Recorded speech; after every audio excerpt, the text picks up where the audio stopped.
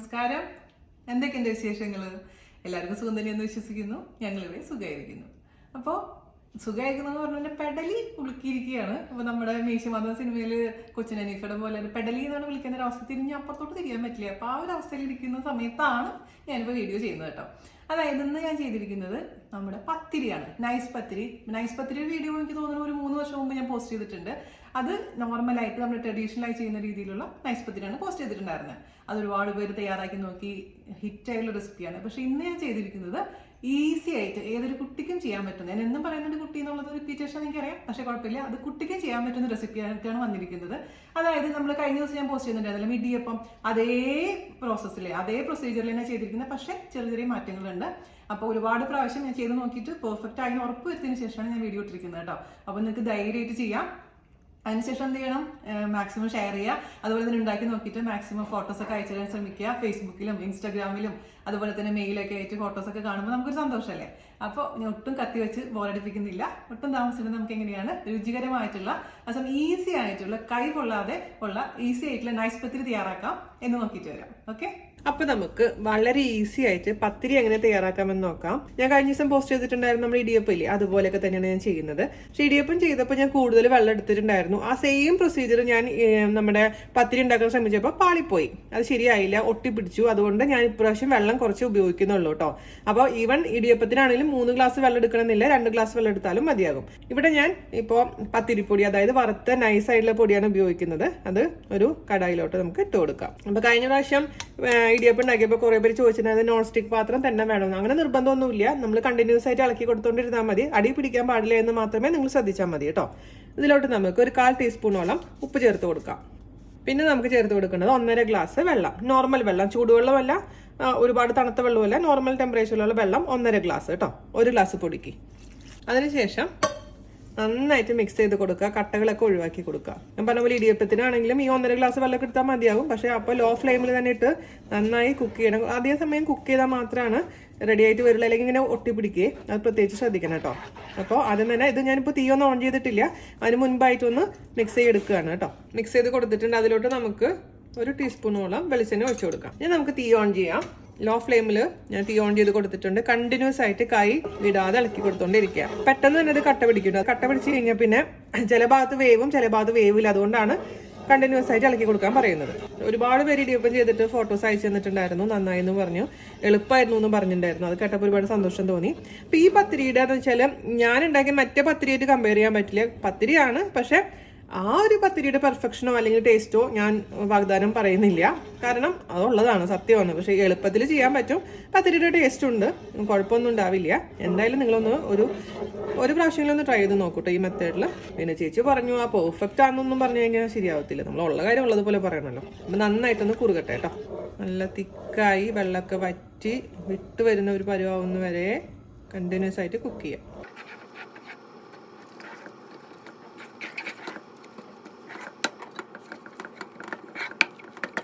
നന്നായി കുക്കാവണം കേട്ടോ, ഒട്ടിപ്പിടിക്കാൻ പാടില്ല. നമ്മൾ തൊടുന്ന സമയത്ത് ഒട്ടിപ്പിടിക്കാൻ പാടില്ല. ഒട്ടിപ്പിടിച്ച് കഴിഞ്ഞാൽ നമുക്ക് ശരിയാവില്ല. പ്രത്യേകിച്ച് പത്തിരി ഉണ്ടാക്കുമ്പോൾ. ഇടിയപ്പം പിന്നെ എളുപ്പമാണ്, പത്തിരി ഉണ്ടാക്കുമ്പോൾ കറക്റ്റായിട്ട് കുക്കാവണം.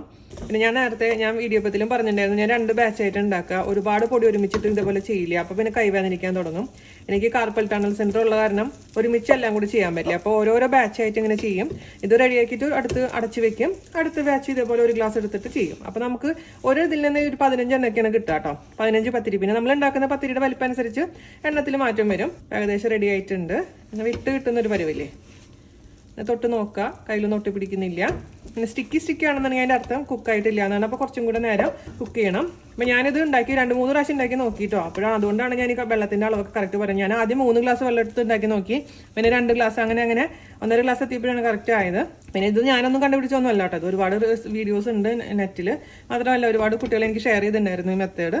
അപ്പോൾ നമ്മൾ ട്രൈ ചെയ്ത് നോക്കിയപ്പോൾ കറക്റ്റായിട്ട് ഇത് വന്നപ്പോഴാണ് നിങ്ങൾക്ക് ഷെയർ ചെയ്യാമെന്ന് വിചാരിച്ചത്. അപ്പോൾ ഇത് മതി, നമുക്കിനി ഒരു പാത്രത്തിലോട്ട് മാറ്റാം. ഇനി നമുക്കിത് അടച്ചു വെക്കാം. നമുക്ക് ഹാൻഡിൽ ചെയ്യാൻ പറ്റുന്ന ഒരു ചൂടാവുന്ന വരെ നമുക്ക് വെയിറ്റ് ചെയ്യാം. അപ്പോൾ അടച്ചിരുന്നോട്ടെ.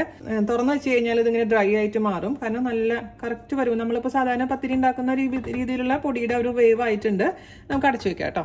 അപ്പോൾ നമ്മുടെ മാവ് ചൂടാറിയിട്ടുണ്ട് കേട്ടോ. ചെറിയൊരു ചൂടുണ്ട്, പക്ഷേ ഹാൻഡിൽ ചെയ്യാൻ പറ്റുന്നൊരു ചൂടേ ഉള്ളൂ. ഇനി നമുക്കൊന്ന് ജസ്റ്റ് ഒന്ന് കുഴയ്ക്കാം. കുഴയ്ക്കണമെന്നൊന്നും ഇല്ല, എന്നാലും ഞാൻ ജസ്റ്റ് ഒന്ന് ഈവനായിട്ടൊന്ന് കുഴച്ചെടുക്കുന്നുണ്ട്. കൈ പൊള്ളൊന്നുമില്ല, ഡോണ്ട് വെറി. അപ്പോൾ നല്ല ശരിക്കും നമ്മൾ നോർമലായിട്ട് പത്തിരിക്ക് കുഴക്കുന്ന ഒരു മാവിൻ്റെ ഒരു പരുവായിട്ടുണ്ട്. അപ്പം അതിന് വേണ്ടി ഒരു ടെൻഷൻ അടിക്കാതെ ഉണ്ടാക്കുക എന്നുള്ളതാണ് ഇതിൻ്റെ ഒരു ഗുണം. അപ്പോൾ കുഴച്ച മാവ് എപ്പോഴും അടച്ച് വെക്കണം, അത് എപ്പോഴും ശ്രദ്ധിക്കണം, അല്ലെങ്കിൽ ഭയങ്കര ഡ്രൈ ആയിട്ട് മാറും. പിന്നെ പരത്തുമ്പോൾ ഇങ്ങനെ വിണ്ട് വരും. ഞാൻ പഴയ വീഡിയോയിൽ ഞാൻ പറഞ്ഞിട്ടുണ്ടല്ലോ, അതുപോലെ തന്നെ വരും കേട്ടോ. അപ്പോൾ നമ്മൾ ആദ്യം തന്നെ ഞാൻ കാണിക്കാൻ പോകുന്നത് പത്തിരി പ്രസ്സിൽ എങ്ങനെയാണ് ഇത് പ്രസ് ചെയ്തെടുക്കുക എന്നുള്ളതാണ് കേട്ടോ. ഇത് ഒരുപാട് പേര് എൻ്റെ അടുത്ത് ചോദിച്ചിട്ടുണ്ട്. ഞാൻ കഴിഞ്ഞ പൂരിയുടെ വീഡിയോ കാണിച്ചപ്പോഴും ഒരുപാട് പേര് ചോദിച്ചിട്ടുണ്ടായിരുന്നു ഏത് പത്തിരി പ്രസ്സാണ് ഞാൻ ഉപയോഗിക്കുന്നതെന്ന്. ഇത് പൂരി പ്രസ് എന്നും പറയും ഞാൻ. ഇത് അറോറ എന്നുള്ളൊരു കമ്പനിയാണ് കേട്ടോ. ഇതൊരു നോൺ സ്റ്റിക് ടൈപ്പാണ്. ഇത് ഞാൻ ബിസ്മി സൂപ്പർ മാർക്കറ്റിൽ നിന്ന് വാങ്ങിച്ച തൃശ്ശൂർ. പക്ഷേ ഇപ്പോൾ അവൈലബിൾ അല്ല, ഞാൻ അന്വേഷിച്ചിട്ട് കിട്ടണില്ല. ആരുടെ അടുത്തെങ്കിലും ഉണ്ടെങ്കിൽ അല്ലെങ്കിൽ എവിടെയെങ്കിലും ഉണ്ടെങ്കിൽ നിങ്ങളൊന്ന് പറയാൻ മറക്കരുത്, കമന്റ് ചെയ്യാൻ മറക്കരുത് കേട്ടോ. അപ്പോൾ നമ്മൾ എന്താ ചെയ്യേണ്ടതെന്ന് വെച്ച് കഴിഞ്ഞാൽ ഇതുപോലെ നിങ്ങളുടെ അടുത്ത് ഓൾമോസ്റ്റ് എല്ലാവരുടെ അടുത്ത് ഇപ്പോൾ പൂരി പ്രസ് ഉണ്ടാവും. ഇതിൽ നമുക്ക് പ്രസ് ചെയ്തെടുക്കാം. അപ്പോൾ നമ്മൾ ഇതിൽ തന്നെ ഡയറക്റ്റ് ആയിട്ട് നമുക്ക് പത്തിരി ഉണ്ടാക്കി എടുക്കുമ്പോൾ എന്ത് പറ്റുമെന്ന് വെച്ച് കഴിഞ്ഞാൽ അത് എടുക്കാൻ വളരെ ബുദ്ധിമുട്ടായിരിക്കും. ഇത് വളരെ ഡെലിക്കേറ്റ് സാധനം ആയതുകൊണ്ട് ഇത് എടുക്കുമ്പോൾ പെട്ടെന്ന് പൊട്ടി പോകാനുള്ള ചാൻസ് ഉണ്ട്. അതുകൊണ്ട് അത് അവോയ്ഡ് ചെയ്യാൻ വേണ്ടിയിട്ട് ഞാൻ എന്താ ചെയ്യുന്നതെന്ന് വെച്ചാൽ ഞാനിവിടെ ഒരു ബട്ടർ പേപ്പർ എടുത്തിട്ടുണ്ട്, അതായത് പാർച്ച്മെന്റ് പേപ്പർ എടുത്തിട്ടുണ്ട്. ആ പേപ്പറിൽ വെച്ചിട്ടാണ് നമ്മൾ പ്രസ് ചെയ്യാൻ പോകുന്നത്. നിങ്ങളുടെ അടുത്ത് ഇതുപോലത്തെ ബട്ടർ പേപ്പർ ഇല്ല എന്നുണ്ടെങ്കിൽ സാധാരണ ഒരു പ്ലാസ്റ്റിക്കിന്റെ കവർ മുറിച്ചെടുത്താലും മതി. ഞാനിപ്പോൾ ഇവിടെ ഉപയോഗിക്കുന്നത് എന്താണെന്നറിയാമോ, ഇവിടെ ഫ്രോസൺ പൊറോട്ട വാങ്ങിക്കുമ്പോൾ കിട്ടുന്ന അതിന്റെ നടുവിൽ വെക്കുന്ന ഷീറ്റ്സ് ആണ്. ഒന്നുമില്ലെങ്കിൽ നമ്മുടെ പാലിന്റെ കവറോ അല്ലെങ്കിൽ ഒന്നുമില്ലെങ്കിൽ ഇല ഉപയോഗിച്ചിട്ട് നമുക്ക് ചെയ്യാം. അപ്പോൾ ഞാനിവിടെ ബട്ടർ പേപ്പർ വെച്ചിട്ടാണ് ചെയ്യുന്നത് കേട്ടോ. അപ്പം നമുക്ക് എന്ത് ചെയ്യണം, ബട്ടർ പേപ്പറിന്റെ മുകളിൽ ഒരു ഉരുള ഉരുട്ടി വെക്കാം. ചെറിയ പത്തിരി ഉണ്ടാക്കുന്ന കേട്ടോ. ചെറിയ ഉരുളകളായിട്ട് അങ്ങ് ഉരുട്ടുക, ബാക്കിയുള്ളത് അടച്ചു വെക്കാൻ മറക്കരുത്. എന്നിട്ട് നമുക്ക് ഇതിന്റെ മുകളിൽ അങ്ങ് വെക്കുക, ജസ്റ്റ് ഒന്ന് പ്രസ് ചെയ്ത് കൊടുക്കുക. അതിനുശേഷം വീണ്ടും അതിന്റെ മുകളിൽ പേപ്പർ വെക്കാം. എന്നിട്ട് നമുക്ക് പ്രസ് ചെയ്ത് കൊടുക്കാം. ഇതുപോലെ നമുക്ക് എടുക്കാനും എളുപ്പമായിരിക്കും, വളരെ നൈസായിട്ടുണ്ട്. ഇനി വേറെ രീതിയിൽ ഞാൻ കാണിച്ചു തരാം. ഇപ്പോൾ ഇതിൽ തന്നെ ഇരിക്കട്ടെ, വേറെ മെത്തേഡും കാണിച്ചു തരാം. ഒരു പ്ലേറ്റ് വെക്കുക, അതിൻ്റെ മുകളിൽ ഞാൻ പറഞ്ഞ പോലെ ഇതേപോലെ ഷീറ്റോ അല്ലെങ്കിൽ നമ്മുടെ ഒന്നുമില്ലെങ്കിൽ വാഴയുടെ ഇലയോ വെച്ച് കൊടുക്കുക. അതിൻ്റെ മുകളിൽ ഉരുള ഉരുട്ടിയിട്ട് അങ്ങ് വെക്കുക.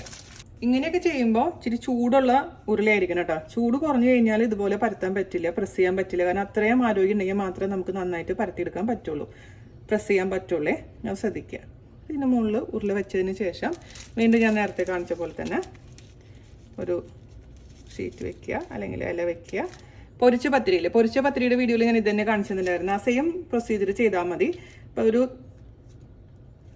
കിണ്ണം വെച്ചിട്ട്, അതായത് ഒരു പ്ലേറ്റ് വെച്ചതിന് ശേഷം നന്നായിട്ട് അങ്ങ് അമർത്തി പ്രസ് ചെയ്ത് കൊടുക്കുക. അതാ നമ്മുടെ സൂപ്പറായിട്ടുള്ള പത്തിരി റെഡി ആയിട്ടുണ്ട്. അപ്പോൾ ഇതുപോലെ നിങ്ങൾക്ക് ഏത് മെത്തേഡാണോ താല്പര്യം അതങ്ങ് ഫോളോ ചെയ്താൽ മതി. ഞാൻ എപ്പോഴും പ്രിഫർ ചെയ്യുന്നത് എനിക്ക് പൂരി പ്രസ് ഉള്ള കാരണം അതിൽ വെച്ച് പ്രസ് ചെയ്യാനാണ്. പക്ഷെ എപ്പോഴും എന്തെങ്കിലും ഒരു കവറോ അല്ലെങ്കിൽ ഇലയോ എന്തെങ്കിലും വേണം, അല്ലെങ്കിൽ അതിൽ നിന്ന് എടുക്കാൻ പറ്റില്ല. അത് മാത്രം നിങ്ങളൊന്ന് ശ്രദ്ധിച്ചാൽ മതി. ഇനി നമുക്ക് ഇത് ഉണ്ടാക്കിയെടുക്കാം കേട്ടോ. നമ്മുടെ തവ ചൂടാക്കാൻ വെച്ചിട്ടുണ്ട്, അതിലോട്ട് പത്തിരി വെച്ച് കൊടുക്കാം. എന്നിട്ടൊന്ന് തിരിച്ചിടുക. പഴയ വീഡിയോയിൽ പറഞ്ഞ പോലെ തന്നെ കാസറോളിൽ വെച്ചാൽ മതി കുഴച്ചതിന് ശേഷം. അപ്പോൾ ആ ചൂടോട് കൂടി അത് ഇരുന്നോളും. അല്ലെങ്കിൽ നമുക്ക് കുറച്ച് നേരം കഴിയുമ്പോഴേക്കും ചൂടാറി കഴിഞ്ഞാൽ പരത്താൻ കുറച്ച് ബുദ്ധിമുട്ടുണ്ട്. അപ്പോൾ കാസറോളിലാണെങ്കിൽ കാസറോളിൽ വെക്കുക, അല്ലെങ്കിൽ ഈ പറഞ്ഞ പോലെ നന്നായി അടച്ച് വെച്ചാൽ മതി കേട്ടോ. ഇനി ഞാനിപ്പോൾ ആദ്യം ലോ ഫ്ലെയിമിൽ ഇട്ടുണ്ടായിരുന്നു, പിന്നെ മീഡിയത്തിലോട്ട് മാറ്റി. കുമ്പളകൾ വരുന്നുണ്ട.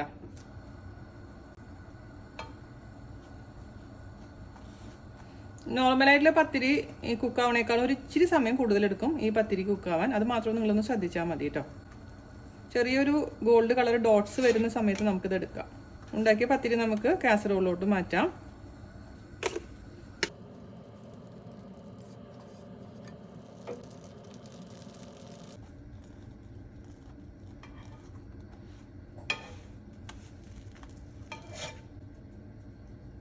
ആദ്യം ഹൈ ഫ്ലെയിമിൽ വെക്കരുത് കേട്ടോ. എന്നിട്ട് ഒന്നാവുന്ന സമയത്തൊന്ന് തിരിച്ചിടാം. എന്നിട്ട് ഇനി വീണ്ടും തിരിച്ചിട്ടതിന് ശേഷം മാത്രം നമ്മുടെ സ്പാറ്റിൽ വെച്ചിട്ട് പ്രസ് ചെയ്ത് കൊടുത്താൽ മതി കേട്ടോ.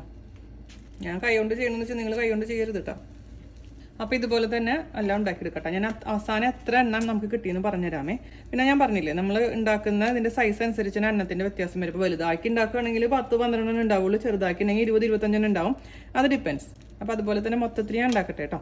അപ്പോൾ എത്രയും കിട്ടിയിട്ടുണ്ട് ഞാൻ എണ്ണീട്ട് പറയാട്ടെ. ഞാൻ കുഞ്ഞായിട്ടാണ് ഉണ്ടാക്കിയിരിക്കുന്നത്. അപ്പോൾ ചിക്കൻ കറിയുടെ കൂടെയാണ് ഞാൻ സെർവ് ചെയ്യാൻ പോകുന്നത്.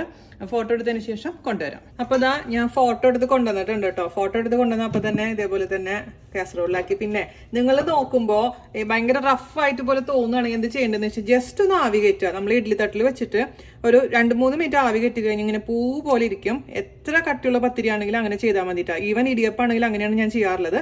അപ്പൊ നമ്മുടെ ഈ ഒരു ചെറിയൊരു രീതിയിൽ ഉണ്ടാക്കുമ്പോൾ എനിക്ക് 25 എണ്ണം കേട്ടോ കിട്ടിയത്. ഇതിൽ നിന്നിപ്പോൾ ചിലവായി കഴിച്ചു എല്ലാവരും ഓരോരുത്തർ. അപ്പോൾ 25 എണ്ണം ചെറുതായിട്ട് ഉണ്ടാക്കുമ്പോൾ കിട്ടുന്നുണ്ട്. വലുതാക്കി ഞാൻ കഴിഞ്ഞ ദിവസം ഉണ്ടാക്കി നോക്കിയപ്പോൾ 15 എണ്ണമാണ് കേട്ടോ കിട്ടിയത്. അപ്പോൾ ഞാൻ എന്ത് ചെയ്യാന്ന് വെച്ച് കഴിഞ്ഞാൽ നമുക്ക് സെർവ് ചെയ്യുന്നതിനേക്കാളും കുറച്ച് നേരം മുൻപേ ഞാൻ കഴിഞ്ഞ വീഡിയോയിൽ പറഞ്ഞിട്ടുണ്ടായിരുന്നു, എന്ത് ചെയ്യും, ഒരു പ്ലേറ്റിൽ ഇട്ടതിന് ശേഷം തേങ്ങാപ്പാൽ ഒഴിച്ചങ്ങ് മുക്കി വെക്കും. അപ്പോൾ തേങ്ങാപ്പാലിൽ മുക്കി വെച്ചിരിക്കുന്ന പത്തിരി ഈ നമ്മുടെ ചിക്കൻ കറിയുടെ കൂടെ സൂപ്പറാണ് കേട്ടോ. അപ്പോൾ വെറുതെ പത്തിരിയും ചിക്കൻ കറിയും കഴിക്കണേക്കാളും നല്ലത് ഈ തേങ്ങാപ്പാലിൽ കുതിർന്നിരിക്കുന്ന പത്തിരിയുടെ കൂടെ കഴിക്കാനാണ്. നിങ്ങൾ ട്രൈ ചെയ്ത് നോക്കാത്തവർ ട്രൈ ചെയ്ത് നോക്കാൻ മറക്കരുത് കേട്ടോ. തേങ്ങാപ്പാലും പഞ്ചസാരയും പത്തിരിയാണ് മൈ ഫേവറേറ്റ്. ജാൻചേട്ടനാണെങ്കിൽ ചിക്കൻ കറിയുടെ കൂടെ നല്ല ഇഷ്ടമാണ്. അപ്പോൾ ഇത് എന്താ ചെയ്യേണ്ടതെന്ന് വെച്ചാൽ ഇതിലേക്ക് നമുക്ക് തേങ്ങാപ്പാൽ ഒഴിച്ചു കൊടുക്കാം. അപ്പോൾ അമ്മയൊക്കെ വീട്ടിൽ ഗസ്റ്റ് വരുന്നേക്കാളും മുൻപ് ഇങ്ങനെ എല്ലാ പത്തിരിയിലും വെക്കില്ല കേട്ടോ. കുറച്ച് പത്തിരി എടുത്തിട്ട് ഒരു പ്ലേറ്റിലിട്ടിട്ട് ഇതേപോലെ പാലൊഴിച്ച് ഇങ്ങനെ കുതിർത്തി വെക്കും. അപ്പോൾ ഒരു 5 മിനിറ്റ് കഴിയുമ്പോഴേക്കും നല്ല സോഫ്റ്റ് ആയിട്ടുണ്ടാവും. അല്ലെങ്കിൽ സോഫ്റ്റ് തന്നെയാണ്, എന്നാലും ഇതിന് സ്പെഷ്യൽ ടേസ്റ്റാണ്. എന്നിട്ട് നമുക്ക് ഇത് ചെയ്യുന്നതിന് കുറച്ച് നേരം കഴിഞ്ഞിട്ട് വേറെ പ്ലേറ്റിലേക്ക് ഇപ്പോൾ സെർവ് ചെയ്യുന്ന സമയത്ത് അവരുടെ പ്ലേറ്റിലോട്ട് ഇതിങ്ങനെ വെച്ച് കൊടുക്കും. ചിക്കൻ കറിയും ഒഴിച്ച് കൊടുത്ത് വിളമ്പും. അതാണ് എൻ്റെ വീട്ടിലെ കോമ്പിനേഷൻ എന്ന് പറയുന്നത്. ചിക്കൻ കറി മാത്രമല്ല കേട്ടോ, ബീഫ് കറിയോ എന്ത് കറിയാണോ നിങ്ങൾക്ക് താല്പര്യം, അല്ലെങ്കിൽ വെജിറ്റേറിയൻസ് ആണെങ്കിൽ അതിനനുസരിച്ചുള്ള കറികൾ കഴിക്കാം. അപ്പോൾ ഇതേപോലെ കുതിർന്ന് ഇങ്ങനെ ഇരിക്കുന്ന നമ്മുടെ ഈസി ആയിട്ടുള്ള പത്തിരി എല്ലാവരും തയ്യാറാക്കി നോക്കണം. ഞാൻ എന്തായാലും ഇതിലേക്ക് കുറച്ച് പഞ്ചസാര ഇട്ട് കൊടുക്കട്ടെ, എന്നിട്ട് കഴിക്കട്ടെ കേട്ടോ. മൈ ഓൾ ടൈം ഫേവറേറ്റ് പത്തിരി. ഇപ്പോൾ പിന്നെ നാട്ടിലൊക്കെ പോയി കഴിഞ്ഞാൽ എല്ലാ എന്താ പറയുക ബേക്കറിയിലും അവൈലബിൾ ആണ്. ഇപ്പോൾ വീട്ടിലുണ്ടാക്കിയിട്ട് ഇങ്ങനെ കൊടുക്കുന്നുണ്ട്. അപ്പോൾ സൂപ്പർ ടേസ്റ്റി ആയിട്ടുള്ള നമ്മുടെ നൈസ് പത്തിരി ഒരു വായ നിങ്ങളുടെ അനുവാദത്തോടു കൂടി ഞാൻ കഴിക്കുകയാണേ. ചേട്ടൻ വരുമ്പോൾ ചിക്കൻ കറിയും കൂട്ടി കൊടുക്കാം നമുക്ക്. ഇതിപ്പം ഒരു മോശം പറയില്ല, നമ്മുടെ എപ്പോഴും ഉണ്ടാക്കുന്ന പോലത്തെ പത്തിരിയുടെ അതേ സ്വാദ് തന്നെയാണ്. കുറച്ചൊരു എന്താ പറയുക റബ്ബർ പോലെ ഫീൽ ചെയ്യുന്നുണ്ട് എനിക്ക്. പക്ഷെ ഈ ഇതിൽ മുക്കി വെക്കുമ്പോൾ നല്ല സോഫ്റ്റ് ആയിട്ടുണ്ട് കേട്ടോ. മറ്റേ ട്രഡീഷണൽ പത്തിരിയുടെ അത്രയും അങ്ങോട്ട് പെർഫെക്റ്റ് ഒന്നും ആയിട്ടൊന്നുമില്ല. എന്നാലും നമുക്ക് ഒരു കുറ്റവും പറയാൻ പറ്റില്ല. അപ്പം എല്ലാവരും തയ്യാറാക്കി നോക്കുക. അതിനുശേഷം അഭിപ്രായം പറയാൻ മറക്കരുത്. മാക്സിമം ഷെയർ ചെയ്യുക, നമ്മളൊന്ന് സപ്പോർട്ട് ചെയ്യുക. അപ്പോൾ അടുത്ത അടിപൊളിയായിട്ടുള്ള റെസിപ്പി ആയിട്ട് വരുന്നവരെ നന്ദി, നമസ്കാരം. താങ്ക്